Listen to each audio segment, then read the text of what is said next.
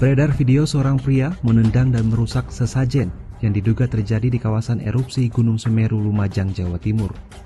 Dalam video tersebut terlihat seorang pria menendang dan membuang sesajen yang dibuat warga di kawasan erupsi Gunung Semeru.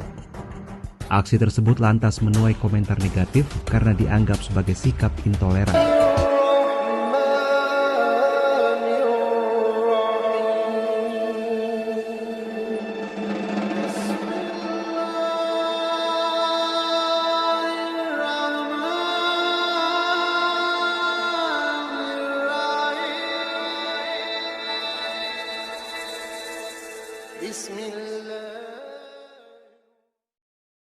Jadi kalau dalam tradisi agama itu silaturahim adalah menyambung sesuatu yang seharusnya tersambung. Agama yang masuk negara nggak konflik itu diantaranya paling spesial untuk Indonesia. Karena para wali ini mendampingi kultur daerahnya tapi tidak benturan. Misalnya kalau orang Jawa dulu pakai sesajen di sawah-sawah katanya dimakan penunggunya. Ya penunggunya sawah itu kalau dulu ya pikirannya itu makhluk gaib. Di era modern ya penunggunya itu ya kambing, ayam itu. Jadi ya memang yang makan itu akhirnya. Tapi dulu itu aneh diistilahkan dimakan penunggunya. Kalimat penunggu itu apa ya gak jelas, apa dengan tanda petik apa penunggu betul gak jelas. Wali-wali datang tidak mengkafirkan itu tapi terus dirubah jadi sedekah ke tetangga-tetangga. Jadi kultur itu gak dilawan tapi cukup diubah. Jadi makan di demit menjadi sedekah ke tetangga. Nah cerita kurban juga seperti itu. Dulu tokoh-tokoh Quraisy penunggu Ka'bah itu dulu sudah ndak tauhid, sudah musyrik kalau dalam bahasa agama. Itu di mana-mana termasuk kebutuhan pokok manusia itu kalau kumpul-kumpul itu makan-makan. Itu mulai dulu. Terus korbannya itu ya pasti perempuan mulai dulu. Jadi hanya bagian masak, boleh makan nanti ngenteni luwian itu, ngenteni bekas-bekasnya. Sehingga yang nyortir Abu Jahal CS itu. Jadi yang kurban harus hewannya bagus, spesial, bahkan nggak boleh dikawinkan. Hewan yang mau dikorbankan itu nggak boleh dikawinkan, nggak boleh pernah dikendarai, nggak boleh pernah dipakai bajak sawah dan sebagainya. Semuanya serba spesial. Nanti dikorbankan di Ka'bah, yang dijual Ka'bah. Nah pertanyaannya Ka'bah ini nggak memakan daging, yang untung ya ketua-ketuanya ini, karena Ka'bah tidak doyan daging. Dan itu ya di atas namakan Allah, ini demi taqarrub ila Allah, demi itu. Sehingga mereka bilang wa qalu hadhihi an'amu wa harsun hijrul la yat'amuha illa man nasa'u bisamihim. Ini hewan korban harus spesial dan yang berhak makan hanya orang-orang spesial, yaitu para penunggu Ka'bah, para sadanatul bait. Tapi karena mereka sudah tidak benar, tidak jujur, Islam mau merubah tradisi itu. Tapi kalau tradisi itu dirubah, maka Islam akan terkenal pelit karena dari acara makan-makan menjadi tidak ada makan-makan. Jadi kadang kebenaran itu harus diganti dengan sesuatu yang tidak ekstrim karena tadi dari acara makan-makan menjadi sama sekali nggak makan-makan. Maka terus diganti oleh Islam dengan kalimat udhiyah, dengan kata kurban. Nah, kenapa itu harus terjadi? Karena kurban itu sebetulnya syariatnya Nabi Ibrahim, di mana orang Mekah itu memang turunan Nabi Ibrahim, sehingga sisa-sisa makan-makannya masih. Cuma mulai ada melenceng, ada sesajen, ada khurafat, ada bid'ah. Kemudian itu mulai masalah. Terus Rasulullah Muhammad SAW datang ingin benahi itu. Tapi yang dibenahi adalah menghilangkan kemusyrikannya, bukan makan-makannya. Akhirnya diganti oleh udhiyah. Nah, kenapa ada kurban? Kalau dalam banyak literatur, Nabi Ibrahim alaihissalam itu Nabi yang paling dengan tanda kutip mengklaim kalau beliau itu orang paling sayang. Paling sayang kepada Allah, paling dekat kepada Allah. Nggak ada yang dicintai selain Allah. Beliau memaklumatkan itu baik secara lisan maupun di gemuruh hatinya, di bisikan hatinya, di detak jantungnya, pikirannya seperti itu. Pas itu beliau belum punya putra karena beliau termasuk lambat punya anak. Suatu saat ditakdir punya putra, yaitu Ismail. Pas seneng-senengnya jalan, pas seneng-senengnya punya anak, sama Allah disuruh nyembelih. Anak kamu harus kamu sembelih. Ibrahim kaget. Kenapa ya Allah? Kamu adalah orang yang sering ngomong bahwa yang paling kamu cintai saya. Tapi setelah ada anak kamu, kayaknya enggak. Protes Nabi Ibrahim, Pak. Yang benar Gusti, iya harus anak kamu. Karena beliau kadung janji, kadung komitmen yang paling dicintai Allah, tidak ada yang lain. Saya akan mencintai engkau ya Allah, meskipun harus mengorbankan anak saya. Singkat cerita, terus disyariatkannya korban itu. Ketika Nabi Ibrahim berkomitmen melaksanakan perintah itu, Ismail juga mau nurut, terus sama Allah diganti oleh hewan kurban yang bernama kambing. Sehingga versi cerita itu bahwa Allah akan maklumi ketika orang mencintai Allah secara serius, bersamaan dengan itu orang juga mencintai anaknya dengan proporsi masing-masing. Itu di khazanah-khazanah yang saya baca.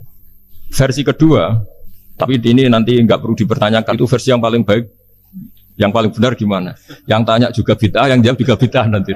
Karena itu wilayah yang kadung terjadi. Jadi kalau dalam ilmu hadis itu, kalau kadung terjadi, buat kamu unggulkan yang mana, tetap saja yang terjadi hanya satu, mau kelewat. Beda dengan istihad solusi. Karena mau terjadi ya kita uji coba. Kalau nggak cocok yang A ya cocok alternatif B, alternatif C. Kalau sudah kelewat, mau gimana? Kalau salah ya salah aja kan. Versi kedua begini. Semoga versi kedua ini yang benar. Kalau ini benar, keren. Nabi Ibrahim itu memaklumatkan diri. Kalau dalam bahasa Arab itu iddia itu mengklaim bahwa dia adalah orang yang paling sayang terhadap makhluk Allah, semua hamba Allah. Terus beliau diterbangkan ke langit. Diterbangkan ke langit, ke alam malakut. Ya tidak usah ditanyakan, tanya terbang gimana, nanti ribet nanti itu. Setelah diterbangkan di langit, wa kadzalika nuri Ibrahim malakutas samawati wal ardh, diperkenalkan alam langit, terus dipertontonkan. Itu ada sekian hamba Allah yang nyabu, yang ngefly, yang dugem, pokoknya yang maksiat-maksiat itu. Ibrahim ditanya sama Allah, gimana itu mereka menurut kamu? Damirhum, habisi saja ya Allah. Mereka makan rezekimu, hidup di bumimu, tapi mereka tidak mengindahkan engkau. Matikan saja. Sama Allah diturutin. Jalan-jalan lagi sampai 3 kali peristiwa tempat-tempat maksiat itu dihabisin sama Nabi Ibrahim. Beliau minta sama Allah supaya itu dihabisin. Singkat cerita, terus beliau diturunkan sama Allah. Setelah diturunkan, ya Allah tidak jawab, tidak apa. Allah itu punya sunnah, punya tradisi. Dengan nabinya itu tidak jawab. Suatu saat Nabi Ibrahim disuruh bunuh anaknya, disuruh nyembelih. Protes kan? Buat samrotu fuadi, ini kekasih saya, putra saya, kenapa engkau nyuruh membunuh? Terus kata Allah, kamu udah ingat, di malam kamu saya mi'rajkan, melihat hamba-hambaku, dan itu yang bikin aku, dan saya cinta sama mereka yang bikin saya, kamu enak saja minta dibunuh. Sengkirian gantian saya yang minta, kamu udah nurutin gitu.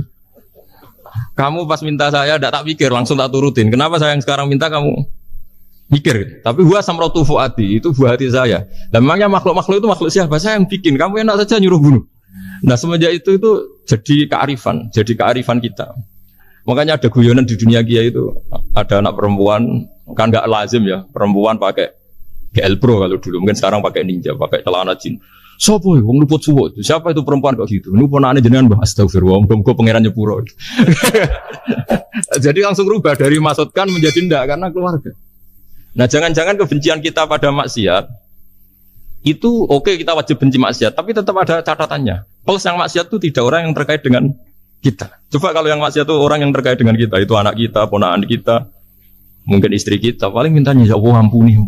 Sama-sama maksiat, yang satu minta dihabisin, yang satu kita minta diampuni. Fair gak kita sebagai manusia? Tidak fair. Tidak fair. Makanya kalau ada guyonan, ada supir salah dimarahin, pasti supir ini belum pegang rahasia.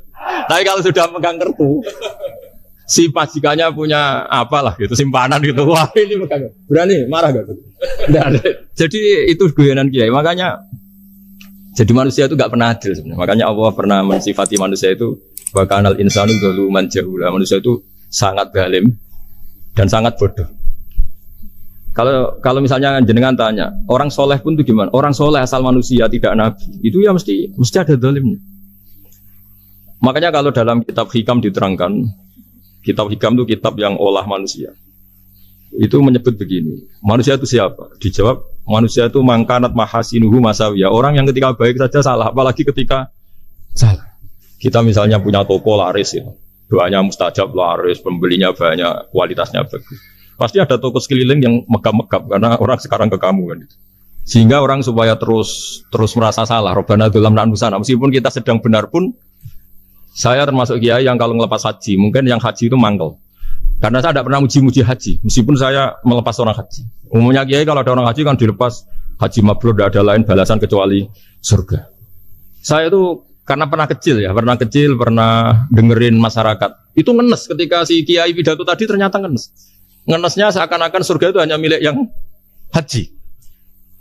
Anak koyo kula sepudi Gus wong kula ora kelar kaji. Semenjak itu setelah saya jadi kiai ya dendam juga. Akhirnya setelah saya jadi kiai kalau ngaji Orang yang haji mabrur balasannya surga. Orang yang fakir sabar juga surga. Orang yang sering dimarahin istri juga surga. Kata pokoknya surga terus. Sampai yang mau haji itu, Gus, gimana kok bahas kita kok sama dengan mereka? Ya karena saya ada ulama pesanan kata gitu. Jadi artinya gini, ketika Anda muji ibadah haji, jangan kira yang ngenes tidak banyak, yang ngeluh juga banyak, karena mereka ada takdir gak mampu haji. Itu hebatnya Islam. Islam juga datang dengan solusi-solusi. Misalnya Jumatan itu hajinya orang miskin, orang yang ingat Allah mulai subuh sampai matahari terbit juga sama dengan umroh. Jadi karena tidak semua orang itu mampu haji. Jadi itu Islam. Nabi Ibrahim diperingatkan Allah bahwa tidak seperti itu cara mengelola hambaku. Nah, Islam ini kata Allah, anit tabi' millata Ibrahim hanifa. Referensinya Islam, mentornya Islam itu Nabi Ibrahim.